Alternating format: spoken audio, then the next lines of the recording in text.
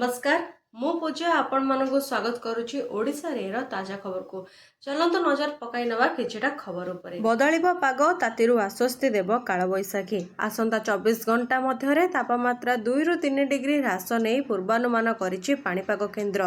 विभिन्न स्थान रे बिजुली घड़घड़ी सहित वर्षा पवन हेबार संभावना रहिछि। 9 जिला को येलो अलर्ट करिछि पाणीपाग केन्द्र। आसंता 24 घंटा मध्यरे मयूरभंज केन्दुझर अनुगुल बौद्ध खोर्धा कलाहांडी रायगड़ा नवरंगपुर कोरापुट और मालकानगिरी जिले में बिजुली घड़घड़ी सहित वर्षा हेबा नहीं अनुमान करा जाउछि। एप्रिल 11 तारिख रु ओडिशा रे लागू हेबो आयुष्मान भारत एवं गोपबंधु जन आरोग्य योजना। कटक बालीजात्रा पड़िया रे राज्य स्तरीय कार्यक्रम अनुष्ठित हेबो। शुभारंभ करिबे केंद्र स्वास्थ्य मंत्री जेपी नड्डा। उपस्थित रहिबे मुख्यमंत्री समेत 2 उपमुख्यमंत्री 3.5 कोटी लोकों को मागणा स्वास्थ्य सेवा दियाजिबो। 2022 मसीहा सेवाश्रम छात्री को दुष्कर्म मामला अभियुक्त नाबालकों को 20 वर्ष जेल दंडादेश। आज संबलपुर जिले में आरंभ होईछि सकाळुआ ऑफिस कार्य। सकाळ 7टारू दिन 1 जाए चलिबो ऑफिस। जून 15 जाए चलिबो एहीपरि सकाळुआ कार्य। ऑफिस समय भितर लंच ब्रेक रहिबो नाही। ग्रीष्म प्रवाह को दृष्टि रखी जिला प्रशासन नेइछि निष्पत्ति।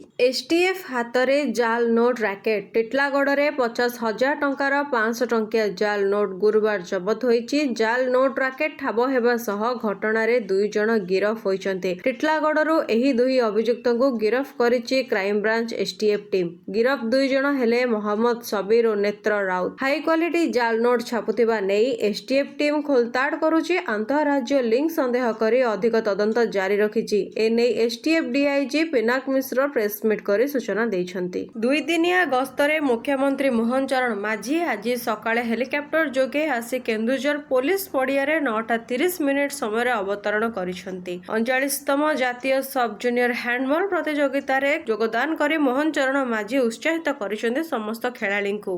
जदि आपण मानकु ओडिशा विषय ताजा खबर जानिबार अछि तबे आम चैनल को लाइक से सब्सक्राइब निहाती करंतु।